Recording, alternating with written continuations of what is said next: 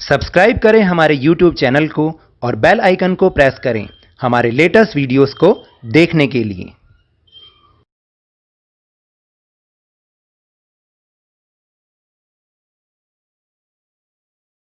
Hello and welcome to Lavneesh sir की क्लास। आज की ये शिक्षा निदेशालय राष्ट्रीय राजधानी क्षेत्र दिल्ली की वर्कशीट नंबर 26 जो कि कक्षा 7वीं के विद्यार्थियों के लिए है।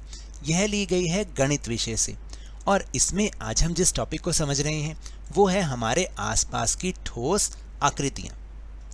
तो चलिए कुछ पूर्व ज्ञान ले लेते हैं और पूर्व ज्ञान के आधार पर हम ये सही और गलत ये वाले क्रियाकलाप को करेंगे। देखिए, सही के लिए T और गलत के लिए F लिखना है। तो पहला जो वाक्य है वो है कि एक वृत्त, त्रिभुज, वर्ग तथा आयत समतल आकृति के उदाहरण हैं। तो बताइए कि ये समतल आकृति के उदाहरण ही है ना, यानी 2D जिनको हम 2 डायमेंशनल कहते हैं। जी हाँ, ये बिल्कुल सही है, इसलिए मैंने यहाँ पर T लिख दिया। फिर इसके बाद है बेलन, एक द्विविमीय आकृति है और त्रिभुज एक त्रिविमीय आकृति है। यानी इंग्लिश में बताऊं तो जो बेलन है वो 2D आकृति है और त्रिभुज 3D आकृति है, जबकि इन्होंने ये उल्टा लिखा हुआ है। त्रिभुज 2D होता है और बेलन 3D होता है, इसलिए ये फॉल्स है या गलत है। फिर तीसरा है कि किसी ठोस के तिर्यक चित्र के माप समानुपात में रखे जाते हैं। नहीं, ये बिल्कुल गलत है।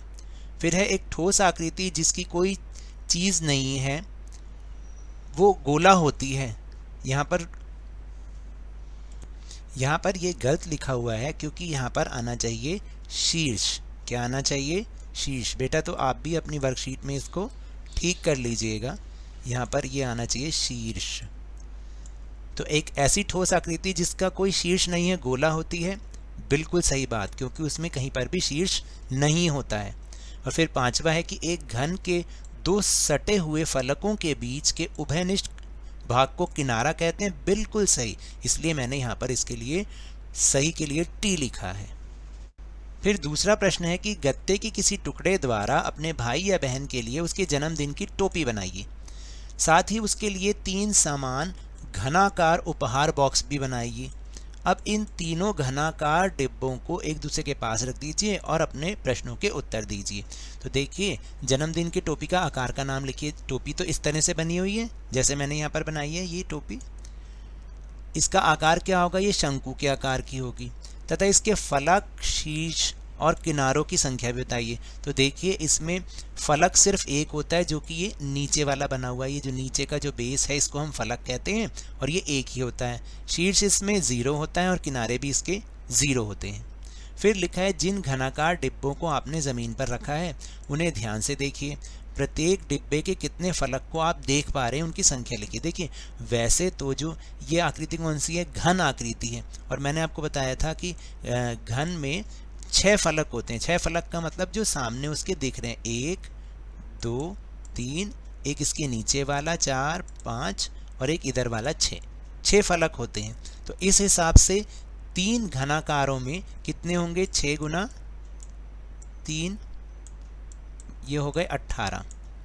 लेकिन अगर आप ध्यान से प्रश्न पढ़ें तो इसने ये भी लिखा है कि इसको ज़मीन पे रखा और आप उन्हें ध्यान से देखिए, प्रत्येक डिब्बे के आप कितने फलक देख पा रहे हैं। देखिए, ज़मीन पे रखने पर तो हम ज़्यादा से ज़्यादा 1 के 3 ही देख पाते हैं, तो इस हिसाब से हम 1 के 3 देखेंगे तो 3 3 9 देख पा रहे हैं। तो मैंने दोनों आंसर आपको बता दिए हैं, ठीक है। और इनको जब हम साथ में रखेंगे तो ये आकृति बन जाएगी घनाभ। क्या बन जाएगी? मैं यहाँ लिख देता हूँ, ये आकृति बनेगी घनाभ, ठीक है। अब चलते हैं तीसरे प्रश्न पर। आपकी पुस्तक पर एक जलता हुआ बल्ब बिल्कुल सीधा रखा गया जैसे कि चित्र में दिखाया गया है। इस प्रकार प्राप्त होने वाली छाया की आकृति का नाम लिखिए तथा उस आकृति का रफ चित्र भी बनाइए। देखिए, ये जो आकृति है इस समय ये तो एक 3D आकृति है और ध्यान से देखेंगे तो कैसी आकृति है? घनाभ की आकृति है। कौन सी आकृति है? घनाभ की आकृति होती है ये कौन सी आकृति है? घनाभ। मैं यहाँ लिखने की कोशिश कर रहा हूँ, घनाभ की आकृति है। लेकिन जब इसकी छाया बनेगी तो देखिए ये छाया कैसी बनेगी?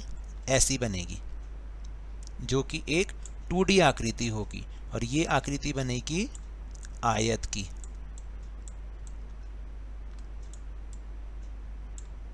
ठीक है, तो छाया की आकृति का नाम क्या हो जाएगा? आयत।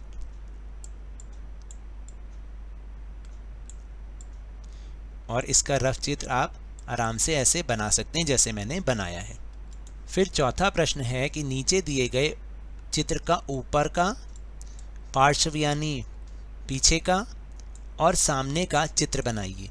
तो देखिए आपको एक गाड़ी का चित्र दे रखा है और इस पर भी कई आकृतियां बनती हैं। जैसे इसने बोला ऊपर, जब चित्र के ऊपर का दृश्य बनाइए। अगर आप ऊपर का दृश्य बनाते हैं, अगर आप इसको छत पे से देखते हैं, तो आपको केवल यही एक आकृति नजर आती है। ठीक है, ये आकृति, ऐसे एक आकृति आपको ये नजर आएगी, छत की आकृति सिर्फ। और अगर वो कहते हैं कि सामने का चित्र बनाइए, तो सामने अगर आप इसको सामने से देखते हैं तो सिर्फ आपको ये आकृति नजर आती है, ये। तो आप इसका चित्र इस तरीके से बना सकते हैं। ठीक है, यहाँ पर बीच में लगा दीजिए। ये अगर आप ध्यान से देखें तो दो आयत भी बन सकते हैं। और वो बोलता है कि जो है पार्श्व यानी पार्श्व मतलब पीछे का, तो पीछे का भी आप ऐसे ही बनाएंगे। तो पीछे भी आपको जो है पीछे का चित्र किस तरह से दिखेगा? इस तरीके से दिखेगा, है ना। इस तरह से आप बना दीजिएगा इसको। फिर इसके बाद पांचवा प्रश्न है, जरा इसको ध्यान से देखिएगा। यहाँ एक पासे का जाल दिया गया है, इसे देखकर निम्न प्रश्नों के उत्तर दीजिए। यहाँ पर आप लूडो देखते हैं, लूडो का एक दाना होता है ना, डाइस जिसे बोलते हैं, वो एक तरह से समझिए उसको खोल के रख दिया है।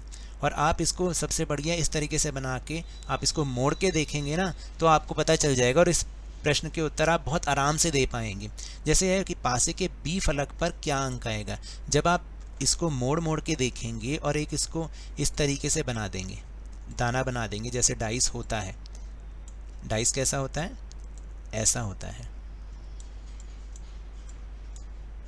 इस तरीके से डाइस होता है। जब आप ऐसे बनाएंगे ना तो देखेंगे कि बी के फलक पर, फलक का मतलब बी के ऊपर, ठीक है, ये फलक इसको कहते हैं, ये होता है फलक, ये और ये।